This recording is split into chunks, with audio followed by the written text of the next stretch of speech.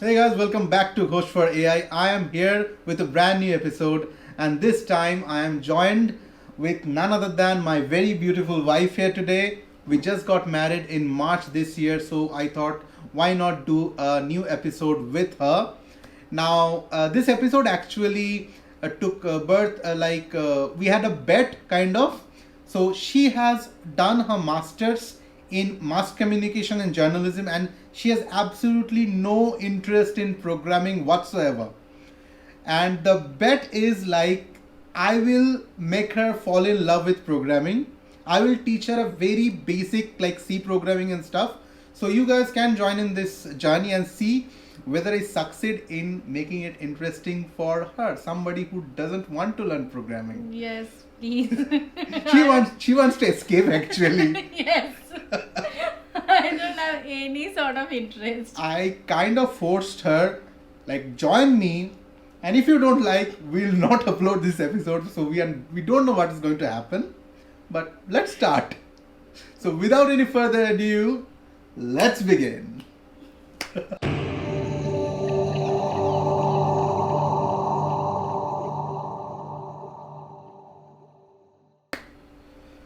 Okay, so now we are in the desktop screen, and let me explain to you uh, why should we even bother about programming. First of all, whenever we work, like if a non-programmer kinds of uses a computer, maybe you type in some kind of Word document or prepare an Excel sheet, send an email.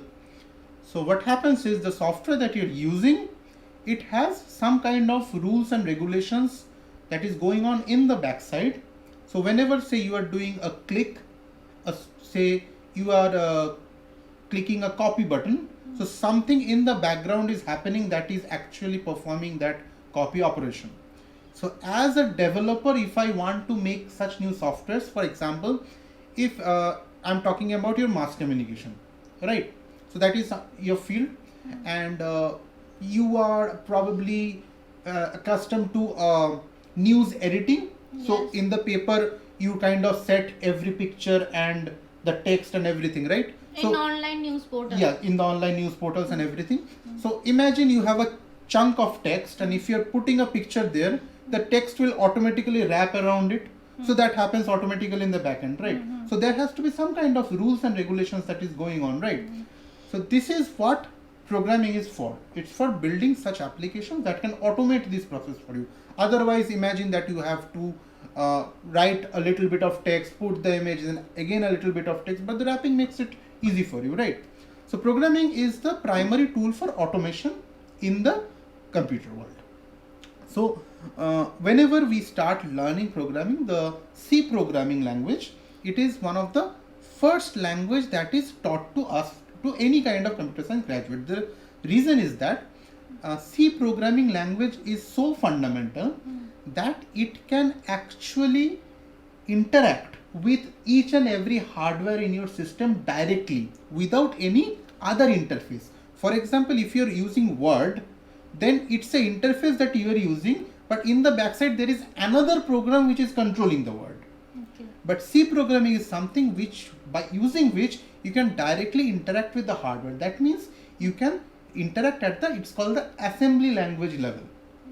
Okay. Okay, so that is the power of C, and that's why you start with that. And also C programming is one of the earliest high level language. What is the meaning of high level language? Before C programming came, people used to write like thousands and thousands of lines of codes, and the codes looked something like that. Load this number into the memory, fetch that number from the memory, run this thing on this circuit.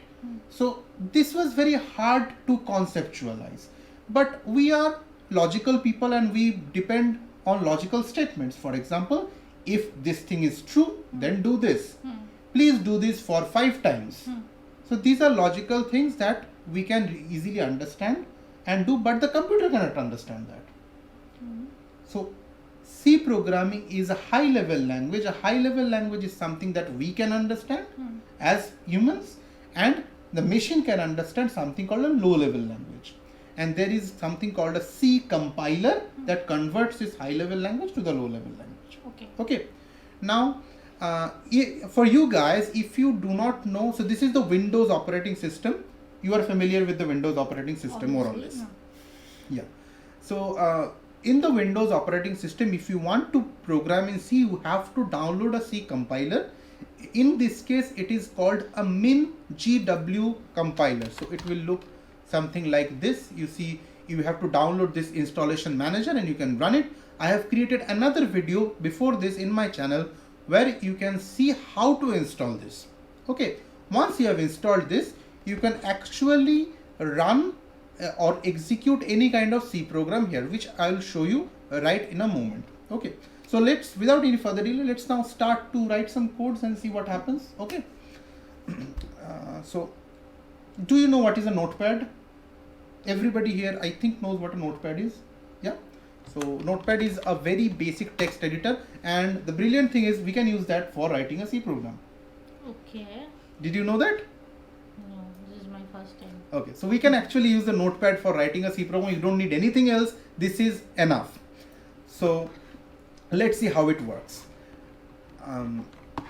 The basic of programming is communicating, right? So you are going to communicate with the computer, okay? And you want the computer to wish you, say hello. You want the computer to say hello to you. Okay. That's how your basic, what is the first thing that you say when you meet someone? Obviously, Hi, hi or hello. Yes. So you want to say hello to the computer and you want to have the computer say hello back to you. So let's write something like hello. But how do we push that to the computer? I have to say, the computer, please say hello to me. Yes. I have to say that. Okay. Now, what do you do when you want to get something written from the computer in your hand?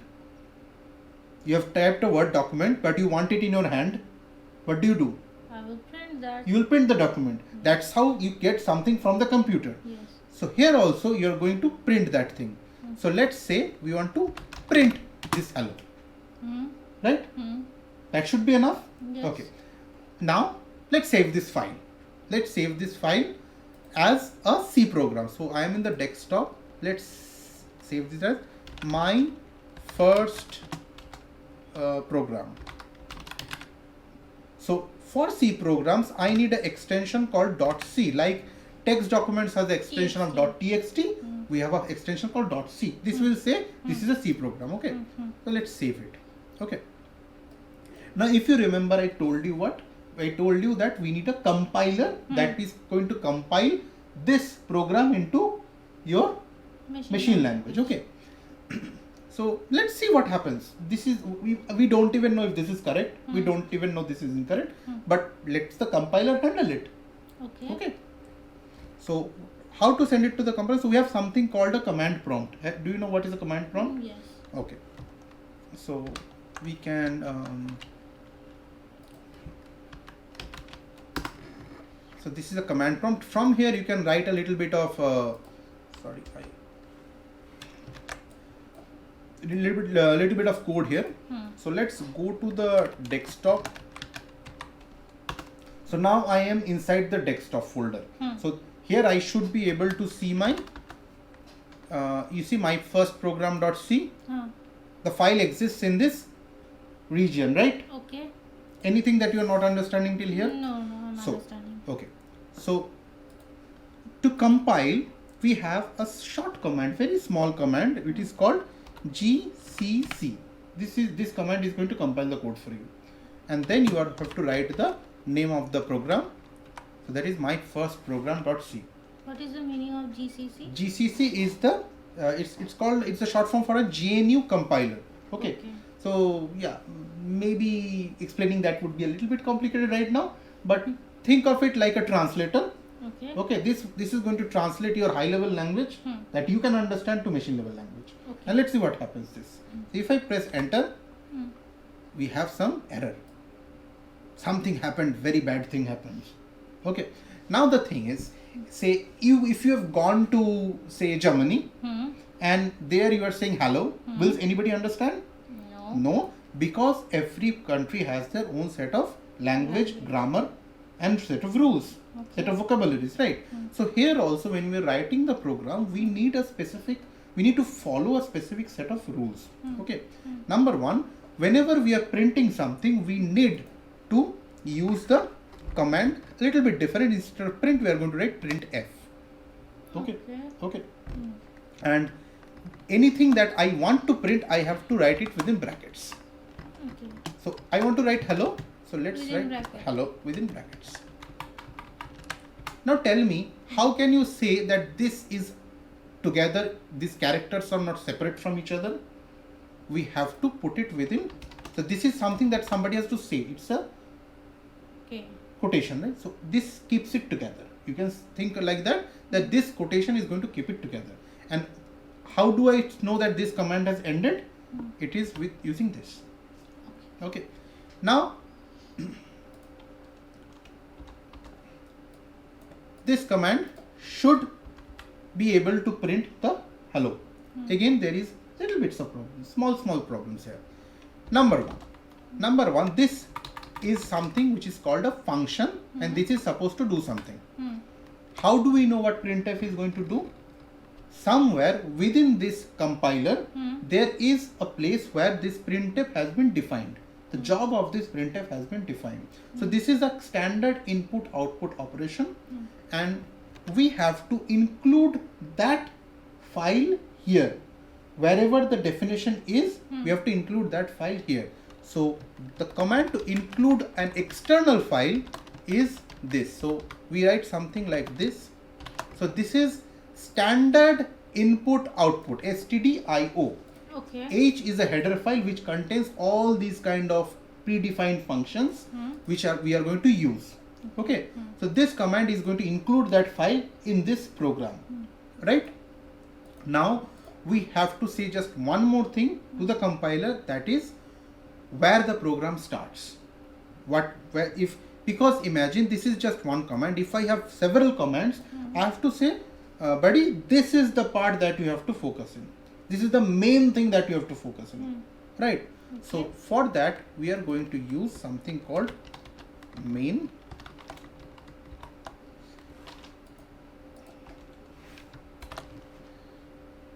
Okay. Okay. And internally, I also need to say whether this is going successfully or not. So we have to return 1 to ensure that when the program has run successfully, this main is going to return the number 1 to the system, and the system will know that it has worked fine. Okay. So this is the beginning and this is the end. And because I am returning an integer here, I will just write integer main. That's it.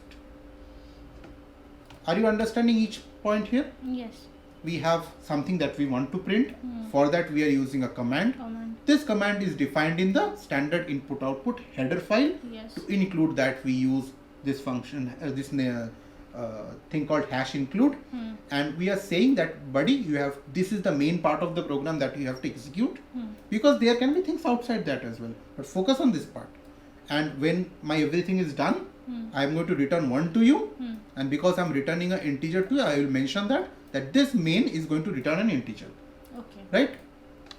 Any doubt in this? No. Okay, fine. So I'm going to save it, and this time let me use the same thing, gcc my first program.c, enter. Nothing happens. We come to the next line. That means we have successfully executed the program. Okay. But you see, in the desktop I saved this. Now I have have to got save. this. Okay. This was not here. How did that come? I don't know. That means the compiler has gifted me this, and this is the thing that your machine has sent to you, and is saying you, if you run it, then you are going to hear the hello from me. Okay. Okay. So to run something, we have to do dot slash. So let us do a file list here. Okay. So what do we have here? We have my first program.c, and this is the exe file. You have used a exe file for installing some stuff. Yes. Okay, so this is called an executable file. Okay. Okay, so if I do dot slash is going to run anything that's in this current folder, a.exe, enter.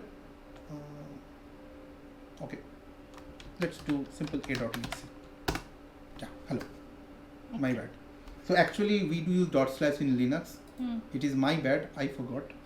I'm sorry, even I make mistakes. The thing is, most of the time I use Linux, but for this sake, I'm using Windows because many newcomers have not yet switched to Linux, you know. So it is better for them if they start in Windows and just slowly will go to Linux. No problem, no worries.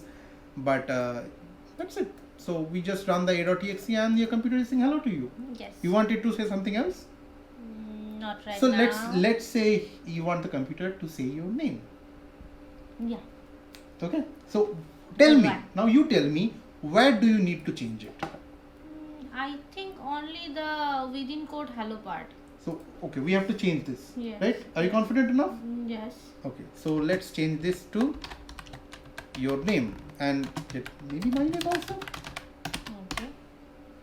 I'm right, misspelling my own name.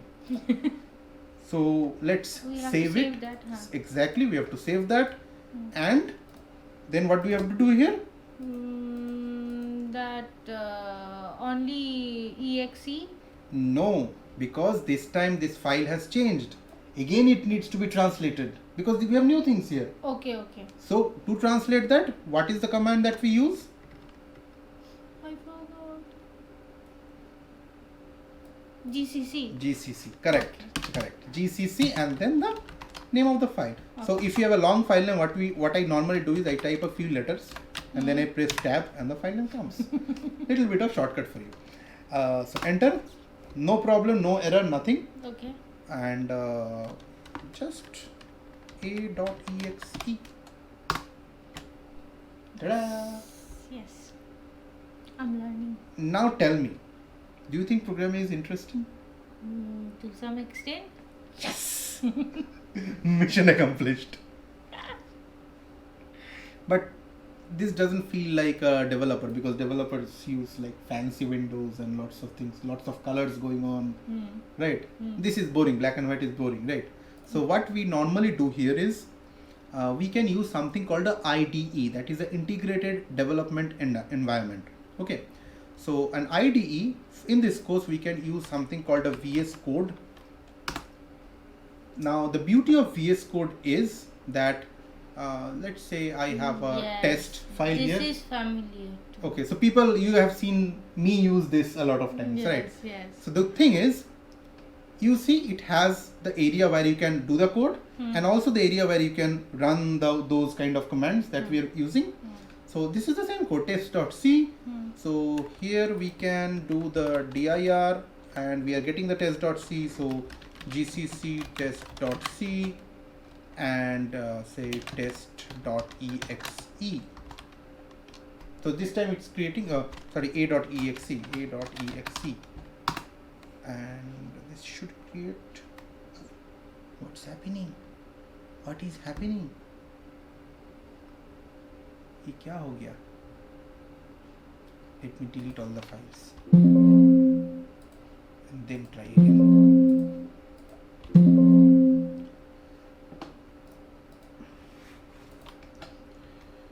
gcc test.c, so a.exe.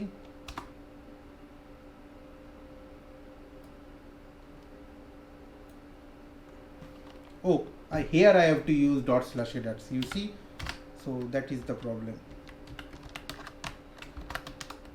Yeah, now you have it. So in the VS Code we have to use the / here. Okay, but in other places we do not need. So every this is called a terminal here. There we are using a command prompt. So everywhere we have a little bit of differences in the commands. Nothing to be afraid of. We get a lot of big errors like this, but the solution is always very And simple. we have to remember this all. No, this is given here. Look, the command a.exe was not found, but does exist in the current location. It does exist. Windows PowerShell, this is the PowerShell, does not load commands from the current location by default. Okay, if you trust this command, instead type this. Everything is given in front of you. Yes. But this is, again, you see what happened right here. You see a big error and you get afraid. Natural instinct. We fear the unknown. But just take your time, keep it simple, just read the error. Most of the time in the error itself, you will be given what you have to do. Okay, and if you don't understand, you see it's giving see, get help about command precedence. So there is something called command precedence here that you can go and see. And do you want to learn a little bit more? Be honest.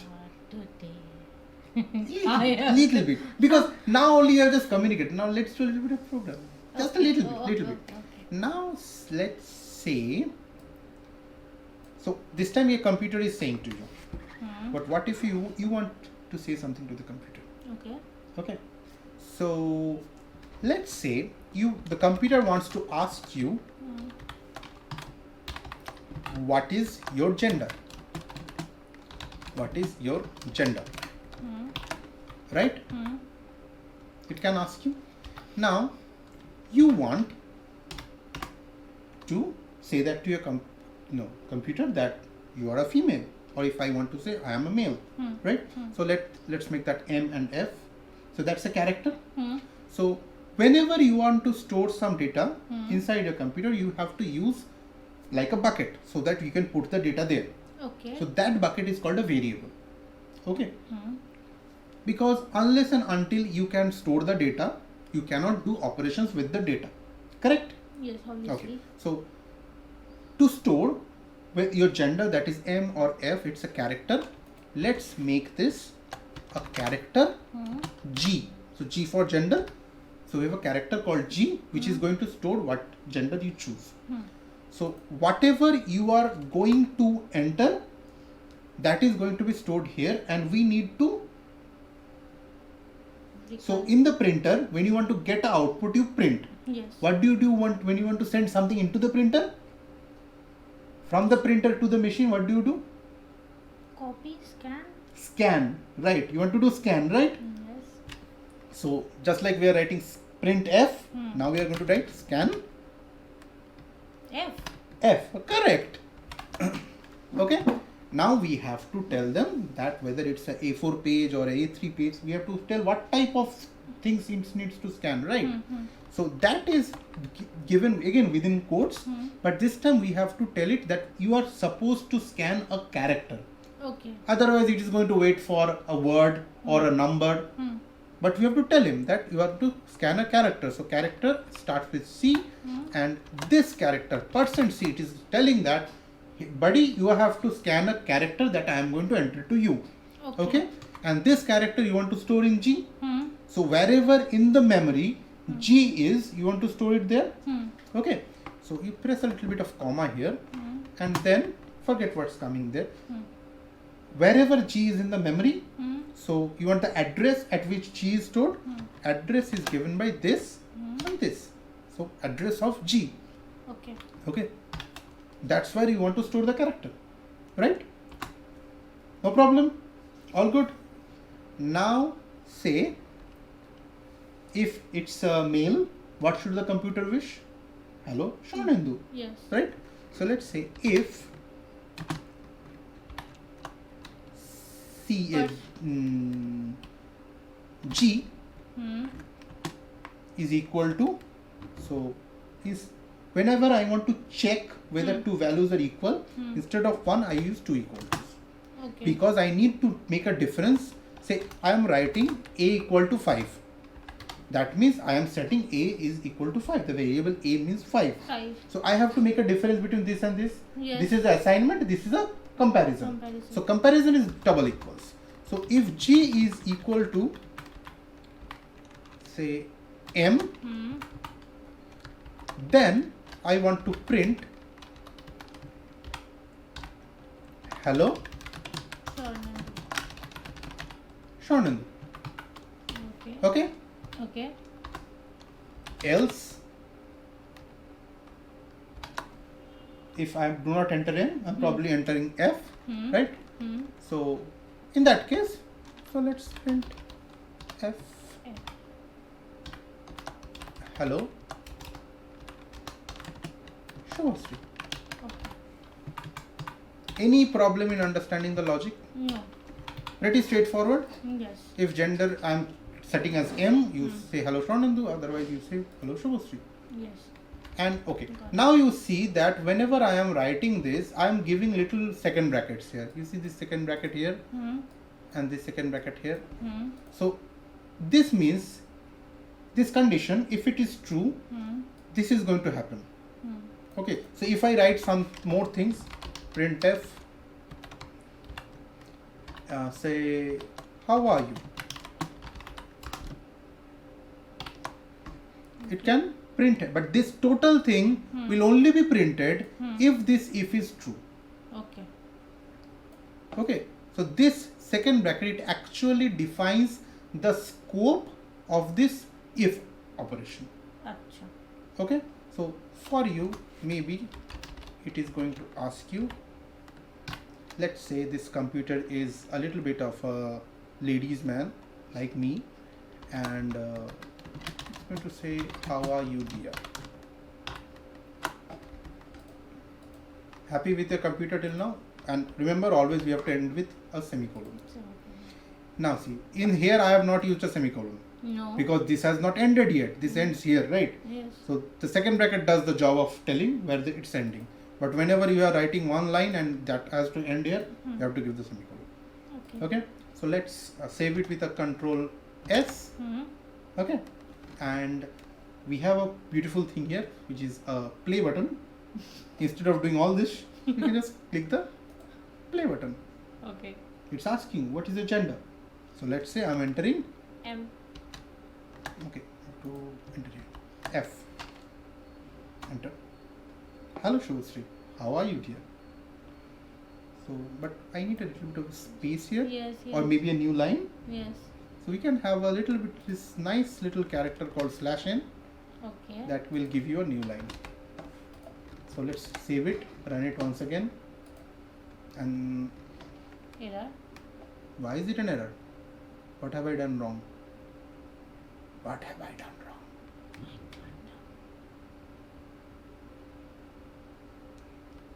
It is saying something.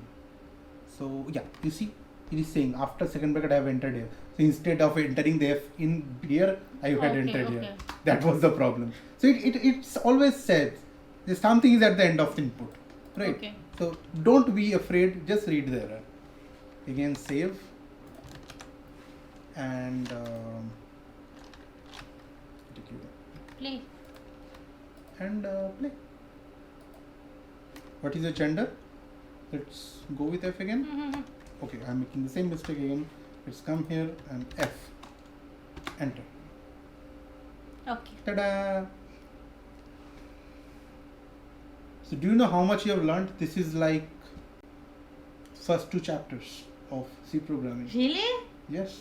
Input, output and condition checking is like the first 2 chapters. 2 chapters. 2 chapters. Was that hard? No. So, are you afraid of programming anymore? No. Will you be assisting in the future sessions? No,